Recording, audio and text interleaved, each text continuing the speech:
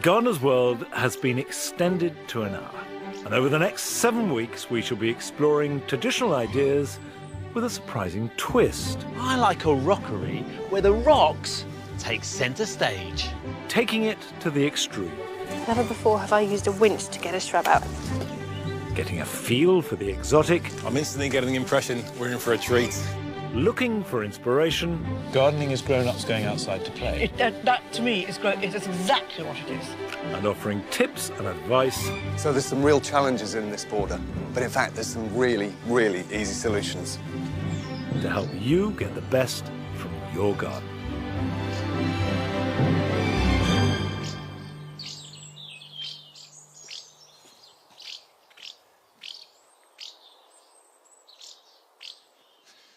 Hello, welcome to Gardener's World. Now, this time of year has all kinds of riches, but I guess above all, it is the season of fruit. Fruit of every kind, from apples and pears and plums and gauges. There are fruits of every kind, but amongst my favourite at this point are the crab apples. I planted this tree about 25 years ago. It's never got very big. But it does carry a lovely burden of bejewelled fruits, small, getting richer in colour as the month progresses, and then they make delicious crabapple jelly. Someone said to me the other day that they'd never eaten crabapple jelly. Well, there's a treat in store. It is beautiful. On tonight's programme, we join Carol as she visits RHS Rosemoor in Devon, where she is celebrating the rose family. It's absolutely fascinating to see the diversity of different flowers and different leaves. Adam is sketching plans for his country garden. That sort of idea of maybe using architecture initially to inspire the shapes of the garden. And Flo Headlam has got a few tricks to help transform a small urban garden. So I'm not going to plant at ground level, I'm going to plant up. And I've got a cunning solution. Now, I'm going to be planting my very first mulberry in the orchard, as well as pruning roses, and we've got the rest of the team visiting a wide range of gardens around the country.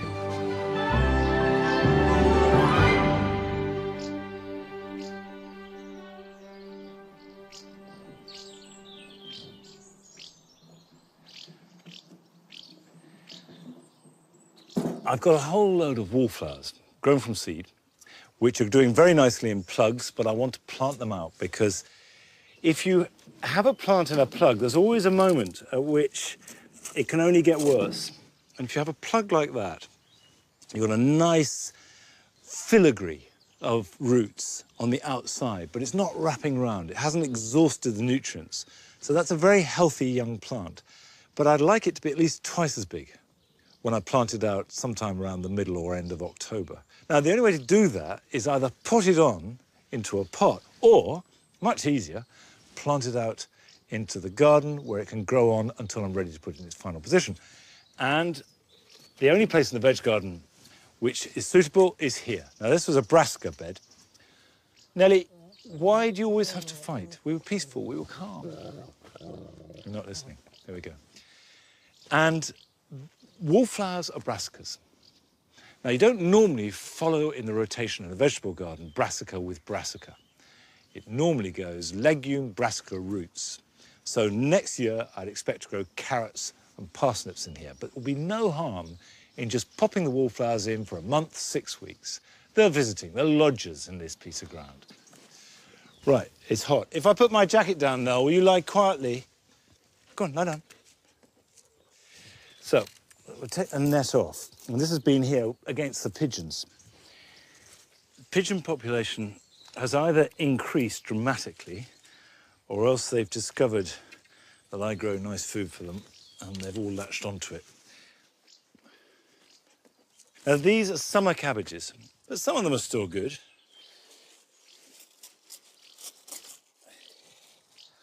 Nothing wrong with that at all.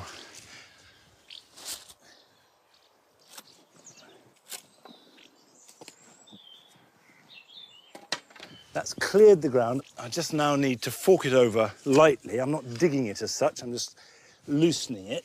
There's no question that brassicas do respond well to a good dressing of compost when you plant them, which means that these wallflowers would also respond as a brassica. So I'm going to get a little bit of garden compost and work it into the soil just to give them a boost, because what I'm looking for is maximum size. And although the small ones will grow and survive and get bigger in time, you always get a better display simply on the size of plant.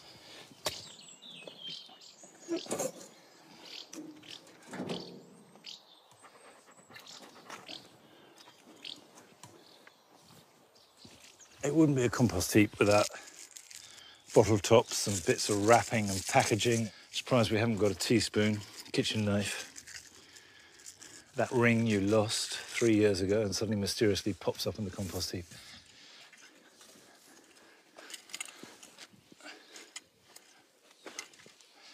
If you don't want to, there's no need to dig that in. That will work very effectively as a mulch because the bacteria and the fungi will get into the soil without any help from you whatsoever. You can see there are worms wiggling in there. They will work it in. The rain will wash it in. That will very quickly incorporate into the soil.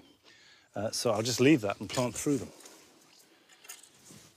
Right, we can start planting. I've got two types of wallflower. I've got cloth of gold, which as the name suggests is gold, and blood red. And these are blood red. So, blood red is a lovely, rich carmine. And in spring, in April, you get that intensity of colour. Looks really good with orange tulips, with yellow. And of course, on top of that, if that wasn't enough, there's the most beautiful, sweet honey fragrance. I remember one year, the first year I did it, I grew them in the long walk. And they were going down, and you couldn't really smell them from distance, but as you crossed it, it was like diving into a fragrant pool. You were suddenly bathed in this wonderful scent. And as you left, it remained just like a memory. Lovely experience.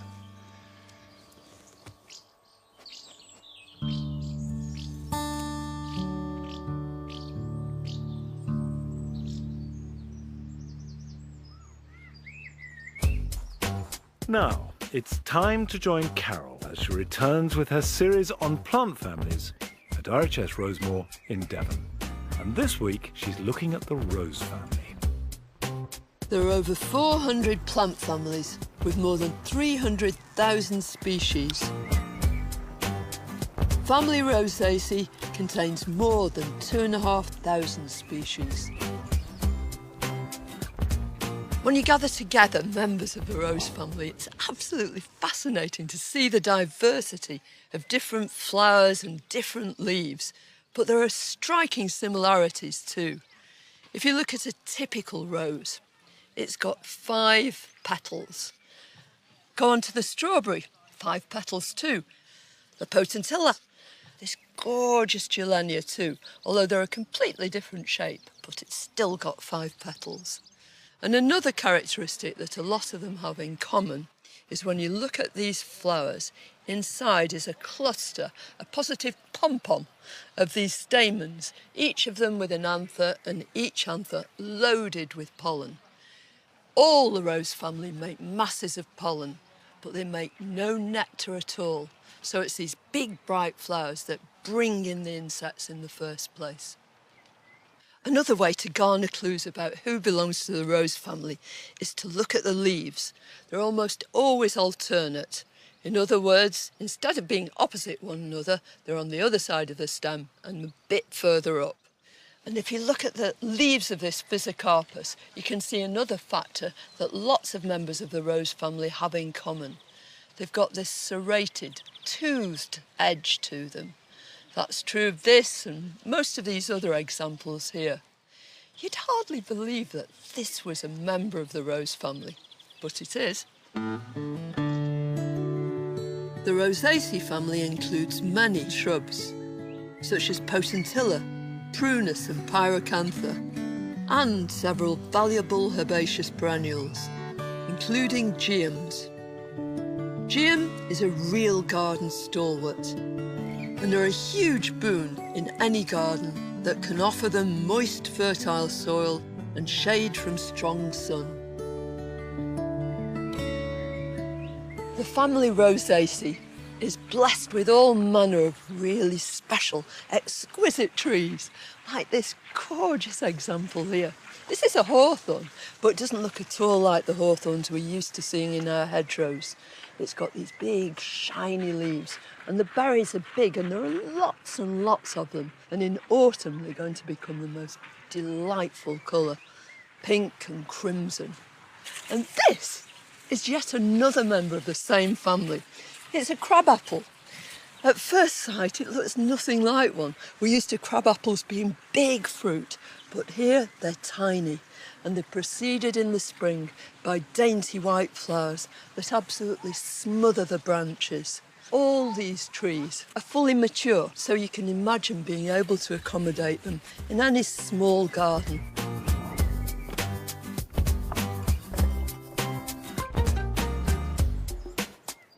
The Rosaceae family takes its name from one of our most familiar plants, the rose. Every year, all around the world, millions of roses are propagated, usually from budding or grafting. But you can make your own new roses just from taking stem cuttings. Grab some material. The top shoots are the very best, and the best time of year is right now, although you can take cuttings right the way through from late spring into the autumn. But at this moment, they're bendy, but they're not soft, so they're ideal, sort of semi-ripe wood. Take your cutting, cut very carefully with a knife or secateurs right under a leaf, and remove these bottom leaves. This is a bit tall, but I'm going to take out this apical growth anyway, just that top little shoot.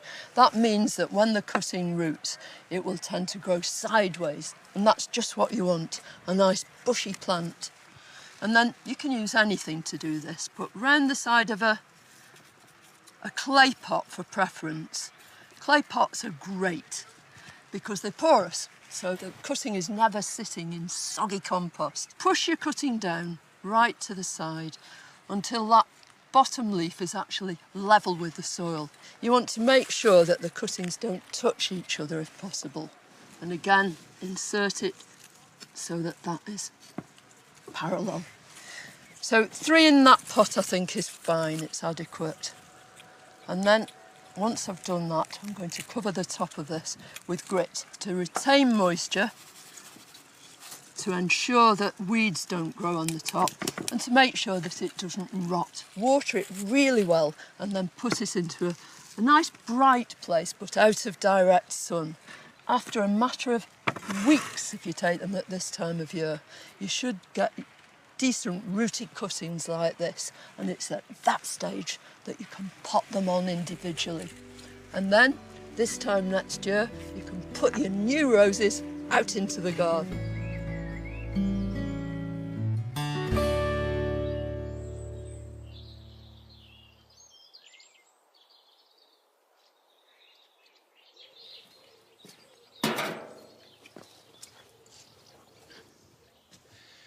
I started planting roses here in the cottage garden a few years ago, and in particular, 2 years ago, I planted 32 new roses.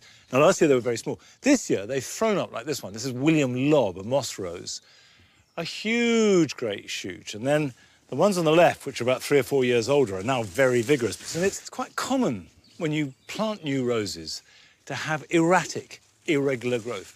Now in September, is a really good time to both prune new roses so they get into some sort of shape and also establish shrub roses.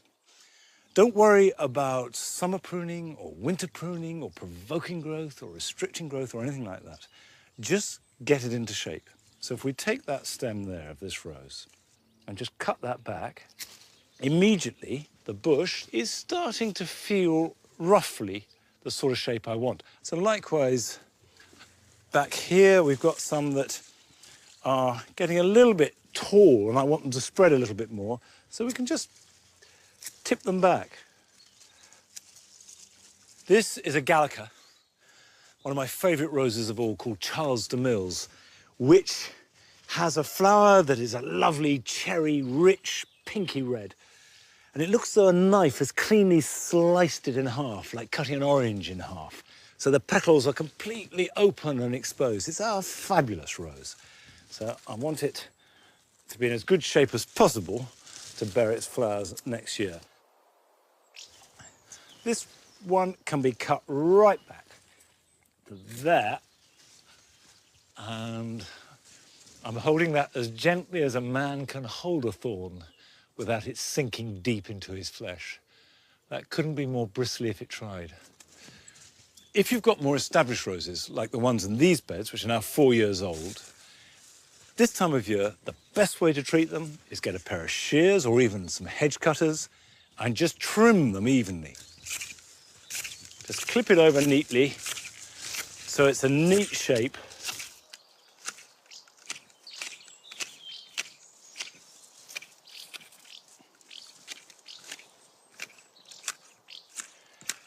This is an alba called Cuisse de nymphe, a nymph's thigh. It's a glorious flower and tough too. This plant will take a lot of hacking about. This is all the pruning it needs in order to give you a really good display.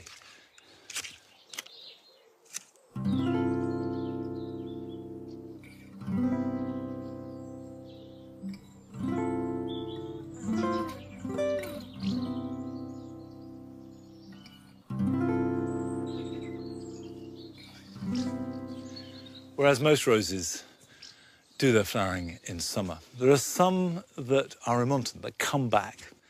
And the English roses are particularly good for that. They flower gloriously in June and July, then take a bit of a break in August.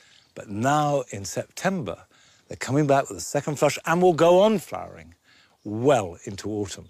I've got 3 here I particularly like. This is Crown Princess Margarita, and it's as near to apricot as I've got in this garden. These beautiful flowers, but my absolute favourite is this one. It's called the Pilgrim. It's flush with touches of raspberry before it opens out into this beautiful, tightly crinkled display of delicate, pale lemon, and also has a glorious scent. It's a really good rose, and this will go on flowering for at least another month, if not 2.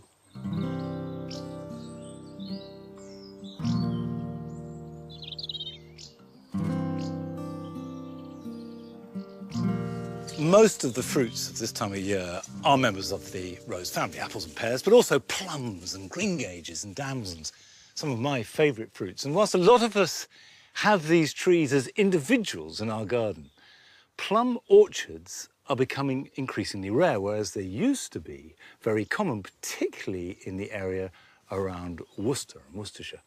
And we went to visit one of the few surviving ones, which is being conserved by a group of volunteers and experts.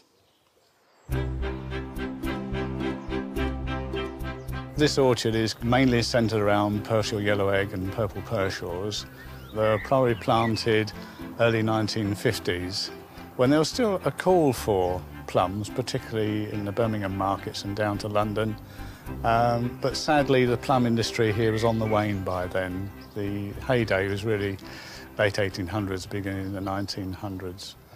I was always interested in growing crops because my father was in farming. He was a farm foreman in Essex, and his family had been involved in fruit growing in Suffolk. But since retirement and getting involved with conservation, bringing the two together is something quite new for me and quite fascinating as well. Gary Farmer is the project manager for the Fale Landscape Heritage Trust. We often meet up to discuss fruit projects because the trust as a whole has nearly 100 acres of old orchards one way or another. So with this tree in particular then, John, what sort of pruning are we going for? The ideal shape really for the amateur to do from now on really is this A-shaped or Christmas tree shaped tree. It's easier to manage and doesn't take up so much space either. In this situation, because our pickers have to pick from the floor, we're going to have to go for the open centre tree shape that traditionally has been grown on here. One of the problems with the open centre tree, if it's got a lot of growth in the centre, very little light gets in to initiate the flowers, and so the only flowers that we find, and fruit eventually, are on the end of the branches. Right, we use a saw that has been sterilised before using and cleaned. But I'm going to cut out this very strong one up the centre first.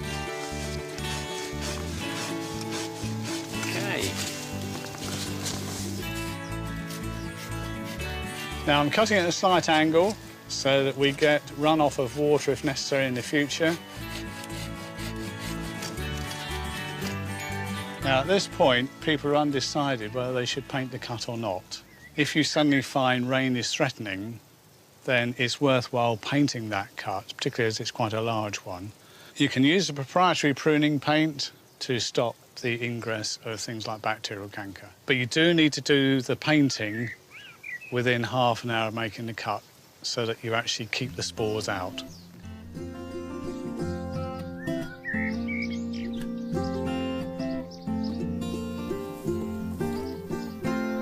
So we're here today picking plums. The people you see round about are volunteers, and they've been picking all day, quite a hot day.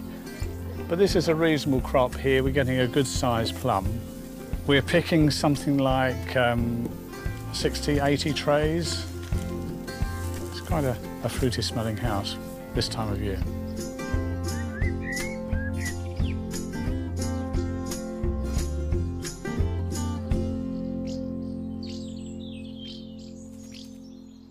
Well, I think any household that's fruity is a good household.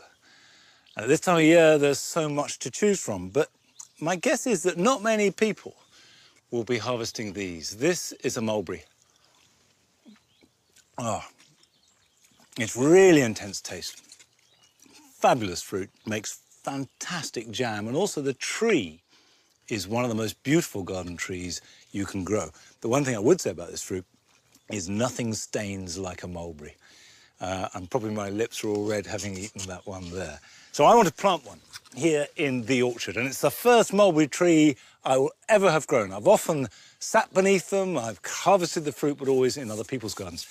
They're very typical of Jacobean gardens, because James I wanted to start the silk industry. So ordered 1 million mulberry trees to be planted in every county town in the land. An edict went out to his Lord Lieutenants. One slight problem was that the mulberry trees that they planted were this, Morus nigra, not Morus alba. And Morus alba is the one that the silkworm eats, and this just produces the berries, hence the demise of the British silk industry before it even began. But never mind, the legacy are beautiful trees. Now, any tree that you're planting, whether it's in a pot like that or bare root, you need a nice, big, bare space around it. The best way to help a young tree on its way is to remove all competition for moisture and nutrients. And grass and weeds will always take the available water and food first, and then the tree will struggle. Then when the tree is mature, you let the grass come up round it again, and that slows it down. This is a variety called Chelsea, sometimes known as King James. And traditionally, mulberry trees weren't planted by digging big holes and loosening the soil and anything like that.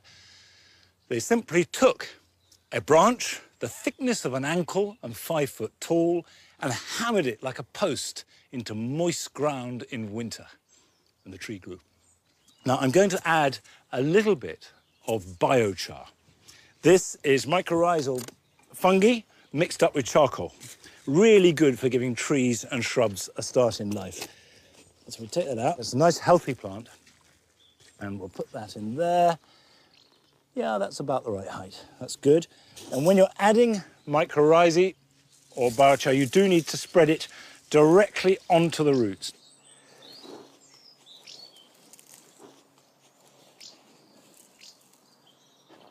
Place that there, nice in the centre.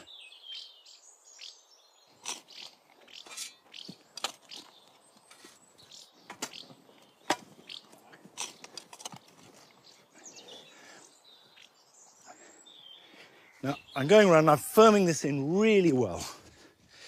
And that is absolutely vital. Starting from the outside. And now I'll stake it. You can either put it upright like that, or, and it's better, at an angle pointing into the prevailing wind. Now, the prevailing wind here comes from over there. It's a westerly, and it blows this way. So I want to put the stake in about like that.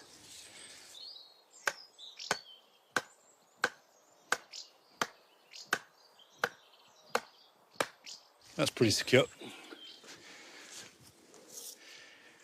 Now, when you tie a tree in, be sure to keep the trunk away from the stake so it doesn't rub. Don't try it too tight. Movement like that is absolutely fine because that will strengthen the trunk and give it more flexibility. And always, even if it's wet, give a new tree a good soak, 2 or 3 gallons.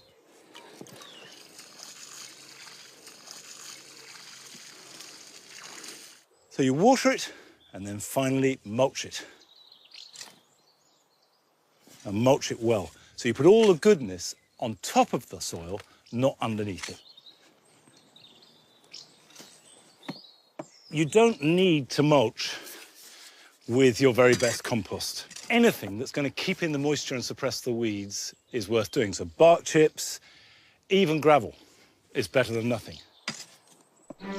Still to come, Nick Mesa is in London, visiting a hidden exotic treasure. Oh, my goodness. So this is the tropical oasis I've heard so much about. This is it. And we pay a visit to Torquay, where a combination of a kind Devon climate and a quirky use of space has transformed a suburban garden. And we're into another part of the garden again. We're heading towards the Italianate area now. Blimey, this place is a TARDIS, isn't it?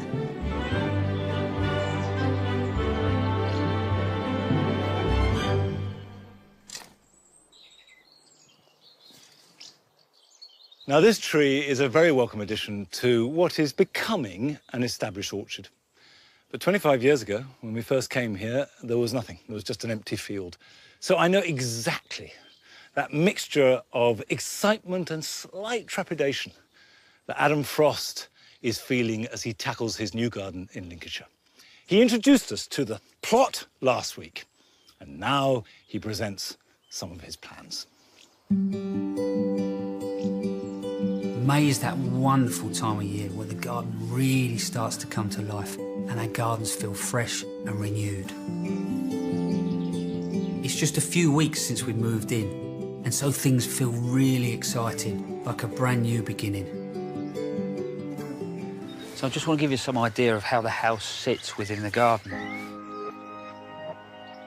I suppose where I'm standing now, I'd call the main family garden. It wraps itself around the house and has a south and a west-facing aspect. In this garden area, I've got a formal bed of roses and a wonderful old pergola that's covered in rambling and climbing roses. There's a large lawn and also a small west-facing terrace, and the walls covered in scented climbers.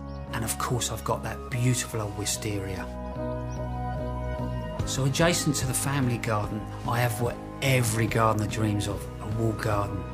And its boundaries run all the way along the front drive. This wonderful space has 2 borders, one facing west and one facing south. It also features a large lawn and a small orchard. And then the other side has this fantastic woodland that more or less wraps its way all the way around the property. Then just on the other side of the drive, as you approach the house, I've got another lovely little walled space, which is going to be my veg garden. We've still only been in our new home for a matter of weeks, so it's early days for the veg garden, but work has begun. We've scraped the weeds and the top growth and cleared the site, and my next job is to come up with a detailed design.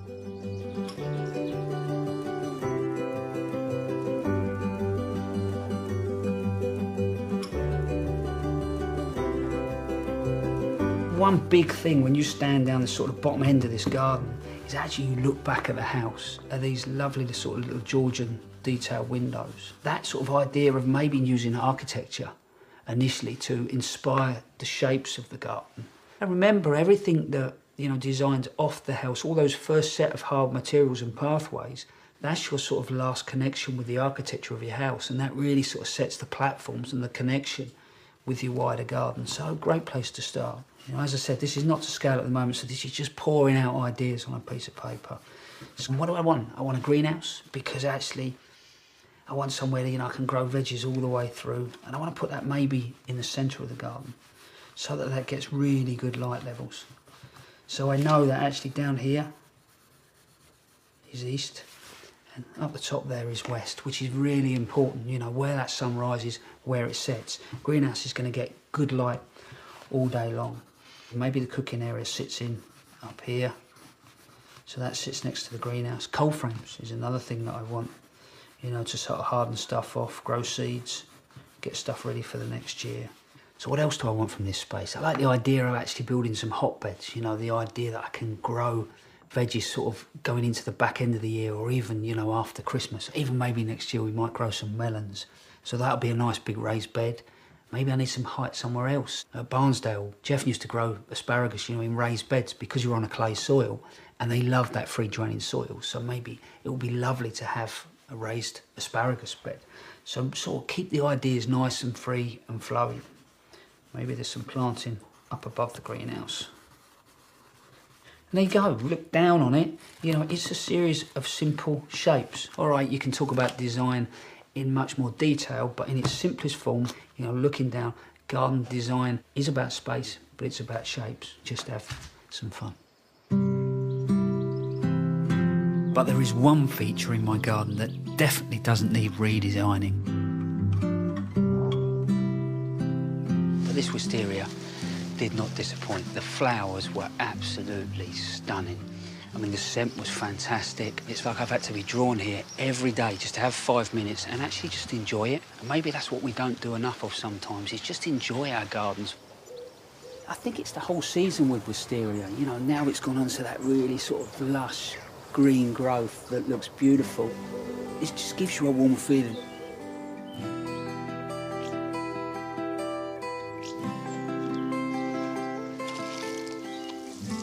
Just trying to keep these beautiful old yew domes going. I actually bought them from the other house, but just giving them a bit of a liquid feed. I moved them a bit late and they're really starting to suffer, but I think if I get them through the summer, they'll be all right. The thing that's really bugging me is this front garden. I was coming home from work, pulling in, and there was this sea of gravel that went all the way up to the house. And this beautiful old house, and it looks sort of slightly uncared for, and which is actually how I feel about a lot of front gardens in the UK. I just feel like they're a missed opportunity. So much of this country has covered up its front gardens with cars and paving. And actually, do you know what? When you arrive at somebody's house, the first thing you see, even before you go in their front door, is their front garden. Oh, what an opportunity. And not only for us, but for the streetscape, for wildlife. You know, you can really do something amazing in your front gardens. Anyway, rant over. Back to my front garden, and which has ended up really being designed around the Texas domes. Every single Chelsea garden that I've ever built, I've always wanted to take something home, just a little memento. And they become memories, you know, and these become like members of the family. And that's just not normally the way that I design. Normally, everything goes on paper. But because these little beauties had to go in the ground, these have started to drive the other ideas for the design, which now is really starting to formulate in my head.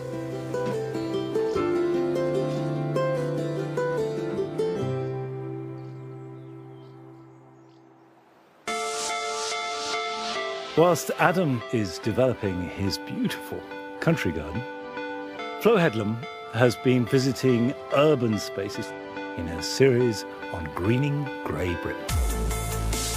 Today, I'm in the heart of Bristol, in Bedminster, to visit a surprising and inspiring inner-city space that's undergone a dramatic transformation.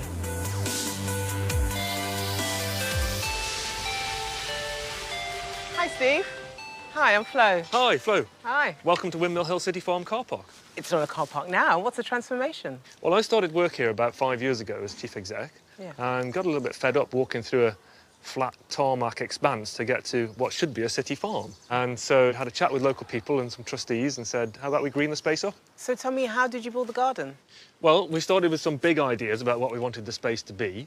So we had the staff team involved and then loads and loads of volunteers. Right. And there were so many people from the community that came in to help us make this space. Fantastic. And such a pleasure to see it every day evolving with all that help. The garden makes the most of the different conditions the old car park has to offer. Under the canopy of two beautiful old cherry trees is a shady scheme. On the other, sunnier side, there's a rock garden full of small plants, all chosen to attract pollinators. So in here you can see we've sempervivum there. Yes. We've got some thyme. Oh, yes, just let me... Oh, that's what you want to do. Just smell it. Yeah, gorgeous. Really nice kind of sensory kind of aspects to it. And then we've got edible bits as well. So you can see the strawberries that we've got around the edge. Oh, there's one here. May I? Yeah, please do, and help yourself. It's very much a people's garden, this, you know. We want people to come and get into it and be involved in it. What I really like about this garden is that everyone's worked really hard to transform what was a big tarmac car park into a thing of beauty.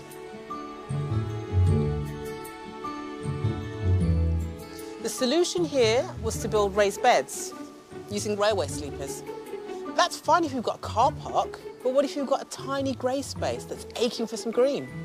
Well, I have a few tricks up my sleeve.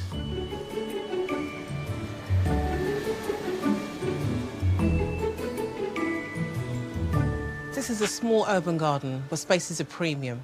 So I'm not going to plant at ground level, I'm going to plant up. And I've got a cunning solution. I've got these funky vertical planters. And the great thing about these planters is you can hang them on walls, you can hang them on trellises. So I've got two. I'm going to put the first one here. And then the second one, I think, holds stagger. That looks good. I'm happy with that. And now I'm ready to plant up. So what I like to do, and I'm sure many of you do as well, is to mock up your composition before you make your final decisions. So I'm just going to pop the plants in and just move them around to see what I'm happy with. So the plants I'm using here, they are loving full sun. They'll thrive really well here. I particularly love this Acana, which is it's called copper carpet, and just that beautiful sort of dark purple brown against this vibrant yellow, I think is just wonderful. We've got ivy, which as it grows, it's going to trail, and dianthus, which, you know, are alpine flowers and just love sun and free draining soil. Look at that shocking pink against that shocking yellow. Fantastic. Love that combination.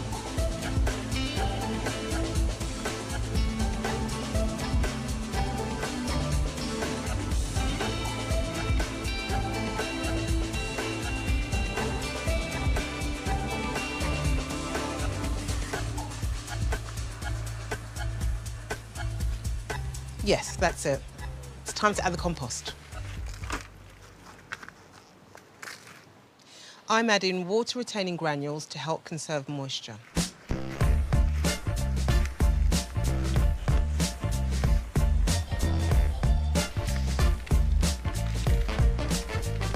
And as a final stage, give them a good old watering. There, job done.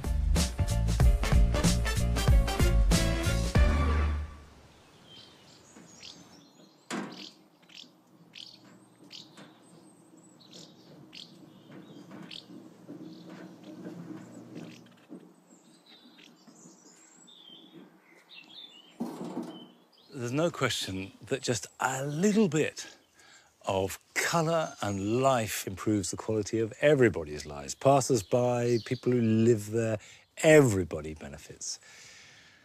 Now, I don't know if my herbs, Mediterranean herbs, are benefiting from our wet weather. Remember, last winter was phenomenally wet. It rained here all winter. And although these raised beds have got very good drainage, my rosemary has suffered. There's a dieback here. This is very familiar.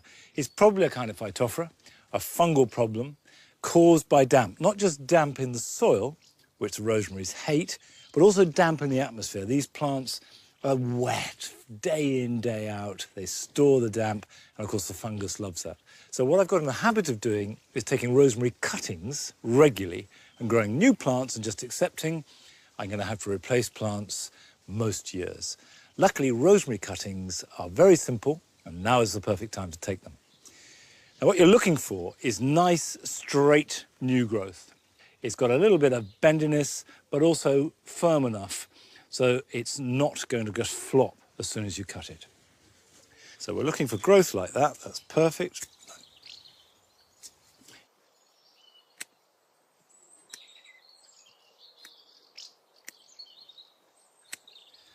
This time of year, September, is perfect for box cuttings, for rosemary, for lavender. You can take thyme cuttings, but it doesn't matter what they are. It doesn't matter how tough they are or how easy they are to take as cuttings. Treat them with respect. So have a polythene bag, pop them in, and that will mean that the moisture loss is reduced. Fold it over, and then don't hang about. Once you've cut your material, try and convert that into a cutting in a pot as quickly as you can.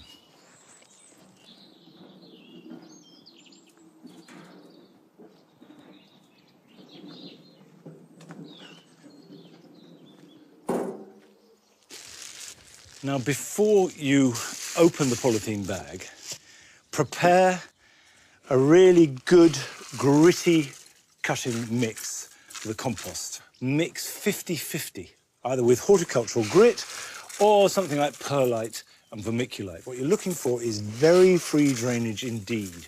And this is particularly the case for a Mediterranean herb like rosemary, but all cuttings take better if the drainage is free.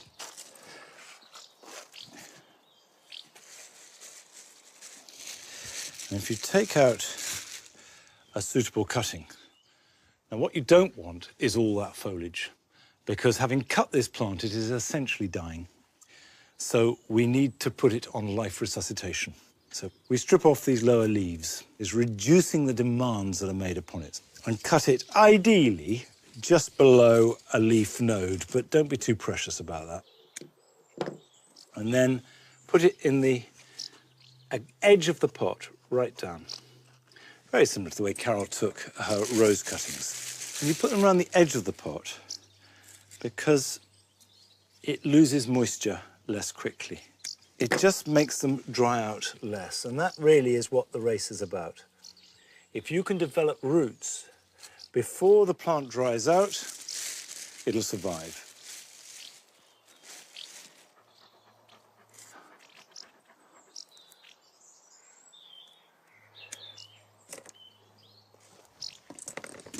Put a bit of grit on there. Water that. Put it somewhere where it is light but not burning hot. Keep it reasonably moist. Keep the air moist, but don't have to soak it. Those will root in about a month's time. What I do is leave them in this over winter and then pot them on next spring. And by this time next year, they're nice, healthy plants. Now, there you are.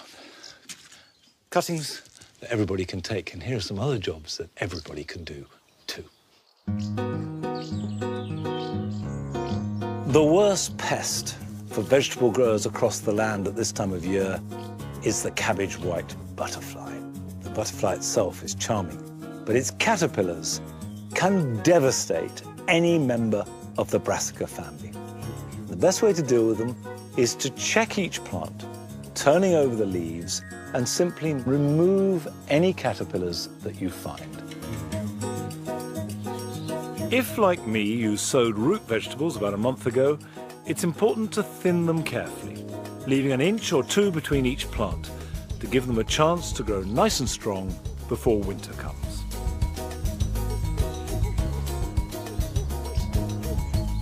This is not a new job, but it is very timely, and that is to deadhead. If you deadhead now any flowers that are faded or spent, you will extend your flowering season well into autumn.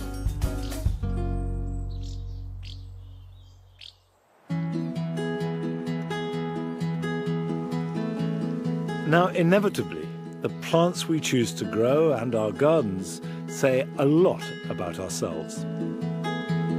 Head gardener Jane Moore has been to a distinctly quirky garden in Torquay with a very creative use of space. Goodness me, Graham, I can hardly find you in this jungle. Hello, Jane. Graham left his native Lancashire and came south seeking the sunshine when he was 21, and he's never looked back. His garden's changed beyond all recognition since he bought the house in 1980. You've got so many plants packed in here, haven't you? Hundreds of tropical plants as well as Hundreds and hundreds, I should think. Yeah. This is a lantana. It's a subtropical plant. I believe it's from the southern hemisphere. We grow lots of them in the garden.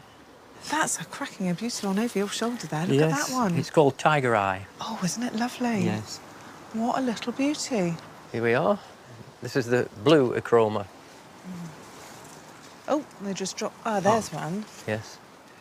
Beautiful blue bells. Yes. A really nice little lavender blue. Yeah. I love this solanum, the variegation and big blue flowers. Yes, it's a fabulous variety. I Very love good. the way you let them just scramble around, because they That's right. really don't like being trained, do they? No. They like to scramble. Oh, gosh, you've got some very interesting things, Yes. haven't you? It's a proper jungle out here. Yes. How did you get interested in gardening? Because you've got some very interesting plants here. Real plantaholics garden you've got here. Well, when I left school, I did 2 years horticulture, and then I went into engineering. Right. And then I came to Torquay in the early 70s. Fell in love with Torbay. Yeah, well, it is a bit of a plantsman's area, actually, Yeah. this as well, isn't it? Yes. Because of this lovely balmy temperatures that you get here. Yes, yes. So, Got a lovely microclimate I've yeah. created by letting the hedges grow very tall. But what's fuelled your interest in the tropical plants? Because you could? Yes. Because you could here? That's right. So you opened for the Yellow Book, don't you? The Yes. National Garden Scheme. Yes. And this year we had 123 guests on our best day. That is a lot of tea and cake. It's a lot of tea and cake. As well as 6 water features, 14 seating areas and countless homemade sculptures, there are 2 greenhouses, 2 compost heaps, 26 water butts and a duck pen concealed amongst the foliage. And we're into another part of the garden Yes, again. we're heading towards the Italianate area now. Blimey, this place is a TARDIS, isn't it? It is. Going past a very productive fig. Oh, yes. And, Oh, the, and the is that a kiwi, kiwi fruit. fruit? Yeah, we had 600 in the best year. Oh, my I've got goodness. photographs to prove it. Wow, what Yeah. on earth do you do with 600 kiwi fruit? We store them in the garage and we eat them from November through to April. Follow the windy Lead the path. way, lead the way.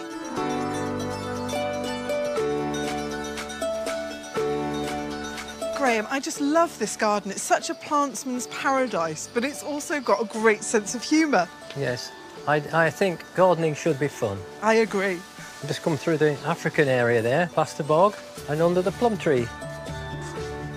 And here we are. I think this is the most spectacular piece of our garden. It's lovely. Yes. Golden Honestly, bamboo. this garden is less a garden tour, it's more of an adventure, really, isn't Yes. it? It's such a different mood to Yes. elsewhere in the garden, isn't it? Yes. Fantastic. And here we are, a topiary swan. Oh, that's lovely. The swan's in flight, isn't Yes, it? yes. Really nice. And here we have the tea house. Gosh, Lovely I've got to- area. Got to try this out for Yes. size. Yeah. Feel more serene. I tell you what is missing, though, Yes. a Japanese cherry, of Yes. course. I think one of the lovely arching Wow. Japanese cherries would Yeah. really lend itself. Yeah. Right, that's a very good idea. Yeah, if you can find a space for it, that is. Yes. Because I'm I'm not sure we sure will. you can. Yes, Yes. well, I guess where there's a will, there's a way. Yes.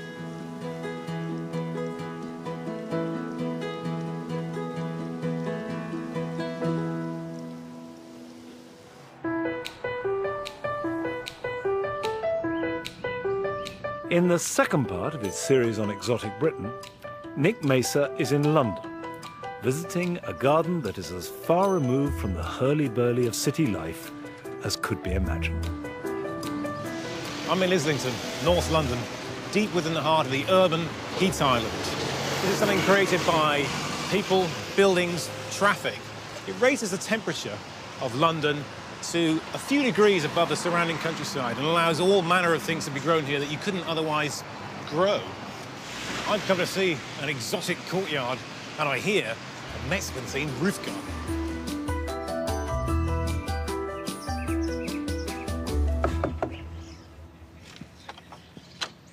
Hi, Nick. Hi, David. Good to see you. Hi, nice to see you. Wow. Oh, my goodness. So this is the tropical oasis I've heard so much about. This is it.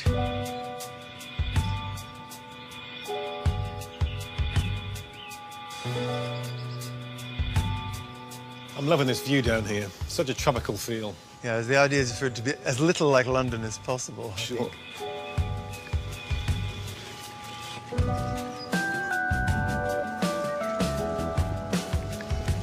Bananas overhead? Yeah, there's 2 bananas that are cold hardy enough to grow in London, and I've got both of them. This is Musa basjou, and this is Musa sikimensis. I used to grow these in the ground here, but they need an enormous amount of water, and this garden has an issue with drought. And I found that every few years they'd need to be moved because they're exhausting the soil. So now I keep them in pots, and if it gets super, super cold, I can just cut them down a bit and pull them indoors until the freeze ends. You can just sort of see this new leaf turns gradually the most extraordinary color of pale red violet. And I've managed to get some photos of that when the new leaf is just unfurling and it's almost purple with the sun behind it. It looks absolutely amazing. Beautiful. Yeah. What I love, David, what I really love, is that you haven't just used classic exotic plants like Trachycarpus musa, but you're using equally good foliage plants like hellebores, pulmonarias, and they look great. Well, I tend to use my eyes for these things rather than take sort of rigid positions about what's exotic and what's not. And I find there's quite a lot of quite traditional plants, particularly the hellebores and some varieties of Persicaria, that look good with the architectural exotic, and if they look right, I don't mind. So, David, this looks like a shadier, drier end of the garden here. Well, it is now. When I started, this was actually the sunny end of the garden, and I planted a less than a metre tall Phoenix date palm. It was originally intended as a space filler because I didn't think it would be hardy, but it rapidly turned into a sort of 6 metre wide, nearly 5 metre tall monster with a half-metre trunk. I mean, I wouldn't be without it, but it's completely changed the microclimate down at this end of the garden. So it's clearly a tough site. What have you got growing? Well, there's a few different types of Persicaria, which is quite invasive. But in this kind of level of dryness, invasive starts to be a bit welcome. It survives. Behind us, we've got a totally different look of a plant. This is Begonia luxurians, which arguably might be hardy in London if I were to pile a huge heap of mulch on it. But I keep it in pots. I plunge the pots in spring, lift them and take them indoors for frosty periods because I like to keep the framework and keep it growing. It's great to see such a wide diversity of plants growing in such what would appear to be such a difficult habitat at this end of the garden. I just keep trying different stuff, and the stuff that works and looks right I do more of, basically.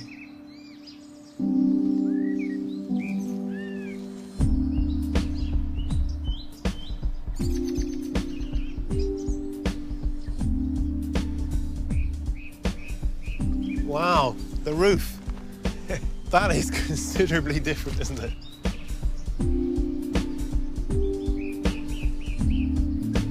What a contrast from down below, the tropical jungle, up to this sunny, rocky, open hillside.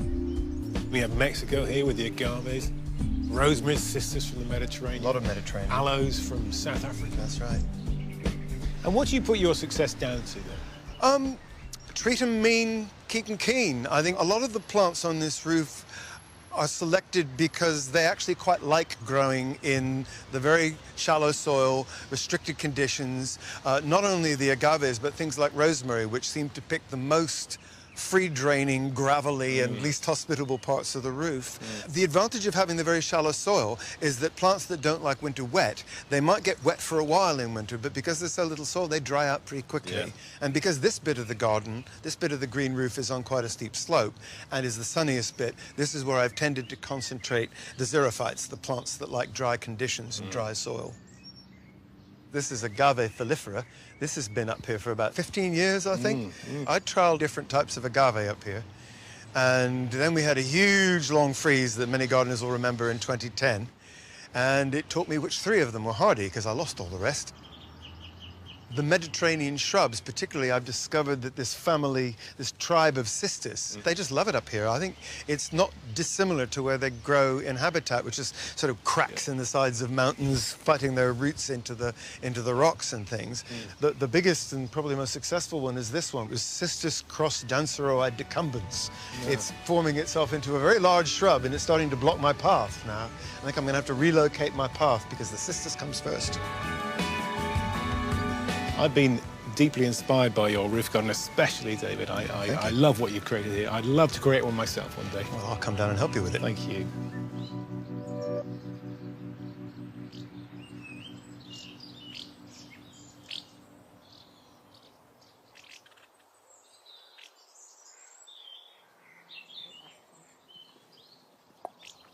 I do think that the key to inner city gardens is fantasy. Something that you go in and then you're transported to another world. As well as fruitfulness, September is the month of leaving. And there's no departure that saddens me more every year than the swallows. And they're there, massing, swirling around, sometimes hundreds at a time. And I know what they're doing. They're fattening themselves up, getting ready to go.